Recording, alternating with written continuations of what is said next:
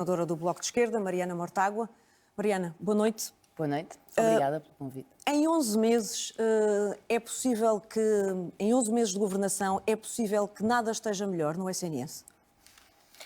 Bom, as pessoas frequentam o SNS e compreendem as suas dificuldades. Há duas avaliações a fazer. A primeira é se está melhor ou não está melhor, e a sensação que temos é que não está, e isso pelo número de urgências fechadas, pelos problemas que não foram resolvidos, pela dificuldade de acesso. E depois há uma outra avaliação que é comparar o SNS com a promessa que foi feita por Luís Montenegro, que em 60 dias iria resolver todos os problemas. E também devemos, como é óbvio, comparar as promessas com a sua execução. O PSD o que fez na saúde foi, na prática, impor uma equipa sua e de sua confiança em cargos de topo e de gestão do SNS e de gente com muita ligação ao setor privado e que tem um plano para o SNS e que é visível para todos. Isto é um tema muito caro ao Bloco de Esquerda, diz muito ao partido. Os orçamentos em saúde já foram sendo aumentados de ano para ano, há concursos de médicos. Onde é que está, afinal, a saída para um SNS para todos, um Serviço Nacional de Saúde para todos? Para já, acho que nós precisamos de assumir se é isso que queremos ou não.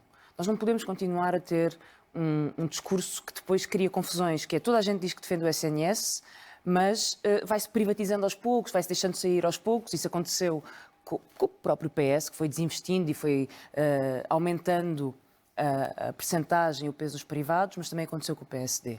Hoje o problema é muito grave.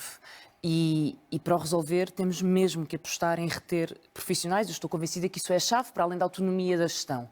Mas isso não é utópico? Como é que se retém esses profissionais? Até o Estado pode pagar mais, mas depois os privados também podem pagar mais. Sim, mas o Estado neste momento paga muito e gera mal, porque depende de tarefeiros, que são prestadores de serviços, quer médicos, enfermeiros e outros profissionais, porque foi incapaz de reter estes profissionais. Há muito tempo que nós dizemos que um regime de exclusividade com outras condições, que carreiras mais atrativas, que outra reorganização do trabalho. Numa altura discutimos até o modelo dos centros de saúde, as USF, que há modelos que conseguem atrair melhor os profissionais porque dão mais condições de autonomia. Tivemos esse debate muitas vezes com o Partido Socialista, também com o PSD, mas as vistas são muito curtas. Toda a gente prefere, no curto prazo, poupar dinheiro, em vez de rever as carreiras e dar condições, sem pensar que no longo prazo isso é mais caro e estamos a... Mas fez contas a esse custo? Sim, nós fizemos. Gostaria de dizer que as tenho aqui, não tenho mesmo, mas no nosso programa eleitoral fizemos as contas ao reforço de profissionais do SNS, porque cada tarefeiro, nomeadamente os médicos, mas há tarefeiros noutras áreas, custa por hora 3, 4, 5 vezes o custo de um médico do quadro. E desorganiza o serviço, porque são pessoas que vão fazer horas e que dizem eu só faço este procedimento, eu só faço estes dias. As escalas são impossíveis de organizar e qualquer administrador hospitalar diz isso. É impossível organizar. Portanto, o que iam propor aos médicos era ganham mais e ficam no Serviço Nacional de Saúde. Nós temos que, se queremos assumir o SNS e se queremos assumir que Portugal tenha um modelo público universal de saúde, porque esse é o melhor modelo, é o modelo que nós queremos, porque garante que toda a gente, independentemente do seu salário e do seu rendimento, consegue aceder à saúde, então temos que investir nele agora. E isso quer dizer reorganizar, dar autonomia, dar exclusividade, e isso vai ter que ser feito agora. Ou então assumimos que deixamos de ter um SNS. Nessa reorganização, porquê que a Mariana Mortágua não considera que as PPP podem ajudar a resolver este problema que ganha uma dimensão, como há pouco dizia, muito grande? Nós, quanto mais assumirmos que a solução para o SNS é contratualizar com prestadores privados, mais estamos a agravar o problema. Porque quanto mais contratualizamos com prestadores privados, mais recursos do SNS... Quando se diz que o SNS tem aumentado o orçamento, é verdade. E a maior parte desse orçamento está a ser canalizado. Uma parte desse orçamento está a ser canalizado para o privado. E quanto mais poder dermos ao privado, mais o privado depois negocia com o Estado a seu bel prazer. E mais recusa terminantemente, mas consegue reconhecer que, em alguns casos, funcionou mesmo melhor. A Mariana dá o exemplo de Braga, não é um bom exemplo. O Beatriz Ângelo, em Loures. Todas as PPPs que nós temos conhecimento e que foram analisadas pelo Tribunal de Contas têm problemas na sua gestão. havia PPPs que internavam pessoas em casas de banho e em corredores, como no caso dos públicos acontece nos corredores. Ou seja, não havia uma comparação em termos de qualidade que fosse melhor. Mas há uma diferença. Os PPPs contratualizam um serviço com o público. No momento em que aquele contrato acaba, ou os casos que não estão previstos no contrato, ou quando o plafond acaba, alguém vai ter que receber aqueles utentes. E é sempre ao público que eles vêm Portanto, parar. enquanto um governo e o Estado não quiser investir muitos milhares de euros para reter médicos, os portugueses vão continuar a ter um Serviço Nacional de Saúde que, infelizmente, não é o melhor. Vamos avançar para outro tema. Depende muito dos privados, esse é que é o problema. Tem uma bola de neve que é preciso parar e enfrentar com coragem. Vamos avançar para a habitação. Mariana Mortágua tem defendido os testes às rendas como tem defendido acerrimamente essa opção, porque diz e fundamenta que é a que tem resultados mais imediatos. Mas como economista, sabe que esse controle distorce a dinâmica do mercado e pode levar à escassez de casas. Isso não daria origem a dois problemas? Não, eu, como economista, acredito que o mercado não resolve todos os problemas. E quando nós olhamos para o mercado da habitação, percebemos o que é o mercado livre a funcionar. Os preços não pararam de subir, as casas para arrendar até aumentaram na sua oferta, até duplicaram, no caso de Lisboa, mas os preços continuam a subir, porque há um processo especulativo muito forte, há muitas pressões para o aumento dos preços. E nós temos que reconhecer que hoje os preços não batem certo com os rendimentos das pessoas. Qualquer economista lhe dirá que uma economia em que o salário são 800 ou 1000 e que tem rendas a 1200 ou 1500 não é sustentável. Não é sustentável desde logo do ponto de vista social para as pessoas, mas também não é sustentável do ponto de vista económico. E é por isso que entendo que um teto às rendas pode regular esse mercado, arrefecê-lo e proteger as pessoas. Como é que isso se enquadrava numa estratégia mais generalizada? Porque a Mariana Mortágua tem-se focado muito no teto às rendas, mas olhando para uma estratégia mais generalizada, o que é que faria, por exemplo, ao alojamento local? Regulava, limitava. E, em alguns Mas limitava sítios, em que termos? Nós temos, há várias propostas. Há cidades na Europa que estão neste momento a dizer nesta zona não queremos alojamento local. O que nós temos proposto é outra coisa. É criar zonas de contenção que tenham um limite máximo de alojamento local permitido em percentagem do número de casas disponíveis. Há freguesias do centro de Lisboa, por exemplo, em que há mais alojamento local do que há casas. Um limite máximo em que por cada bairro ou por cada freguesia, dependendo das características das cidades, o número de casas em alojamento local não pode ultrapassar uma percentagem. É tão simples quanto isto. Nós temos a função do património destinado à habitação, porque é isso que diz nas licenças de alojamento local, é servir de habitação, não é servir um mercado turístico.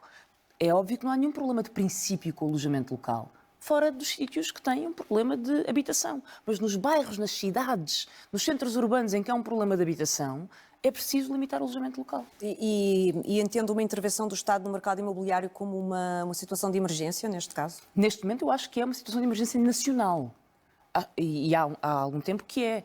Porque a habitação é uma condição de empobrecimento e de desigualdades, porque criámos uma divisão na sociedade em que os grandes fundos de investimento imobiliário, que, por sinal, aproveito para dizer, não pagam impostos, não pagam IRC, têm rentabilidades absurdas, têm lucros absurdos, tal como a banca, tal como os grandes proprietários, e quem não tem a sorte de ter herdado, quem não tem a sorte de ter tido acesso ou de vir de meios privilegiados, está condenado.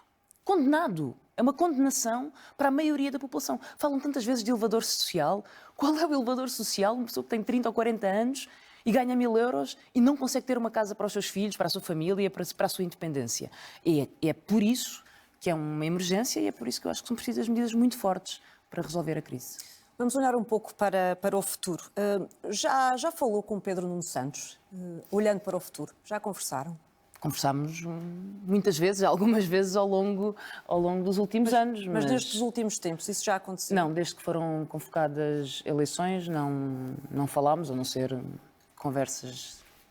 E reconhece nesta versão mais de-moderada, reconhece Pedro Nuno Santos numa versão mais moderada? Eu não acho que a política...